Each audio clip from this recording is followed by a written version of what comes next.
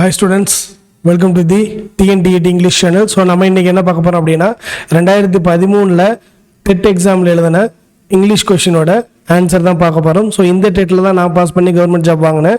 So அதனால இந்த question paper எனக்கு ஸ்பெஷல் தான். சரி வாங்க வீடியோக்குள்ளே போயிடலாம். ஸோ ஃபர்ஸ்ட் கொஸ்டின் பார்த்தீங்க அப்படின்னா pick out from the following sentences to the exact opposite of the street was crowded. எப்பயுமே ஒரு கொஷினை பார்த்துட்டு நம்ம படித்த கொஷின் வந்திருந்தாலோ இல்லை நமக்கு தெரிஞ்ச கொஷின் ஆன்சர் ஈஸியாக கண்டுபிடிக்கிற மாதிரி இருந்தாலோ எக்ஸைட் ஆகக்கூடாது. நிதானமாக அந்த கொஷினுக்குரிய ஆன்சரை கண்டுபிடிக்கணும். ஸோ இங்கே முக்கியமாக நம்ம கவனத்தில் எடுத்துக்க வேண்டியது ஆப்போசிட் அப்படின்ற வேர்டு. ஸோ க்ரௌடுன்ற வேர்டுக்கு தான் நம்ம மேக்ஸிமம் என்ன பண்ணணும், ஆப்போசிட் வேர்டாக எடுக்கணும். ஏன்னா ஸ்ட்ரீட்ன்ற வேர்டு எல்லா கொஷின்லையுமே வந்துருச்சு. அப்போ இதுக்கு ஆப்போசிட் எடுக்க முடியாது. அப்போ க்ரௌட் எடுத்து ஆப்போசிட் எடுத்தோம். க்ரௌடட்னா கூட்டம்னு அர்த்தம். அப்போ கூட்டத்துக்கு ஆப்போசிட் என்ன, ஒன்று தனிமையாக இருக்கணும், இல்லை லோன்லியாக இருக்கணும், இல்லை யாருமே இல்லாமல் இருக்கணும். இதுதான். ஸோ இங்கே தனிமை அப்படின்ற வேர்டுக்கோ இல்லை யாருமே இல்லைன்ற வேர்டுக்கோ ஆன்சர் என்ன அப்படின்னா டெசர்டட். ஸோ ஆன்சர் வந்து ஏ.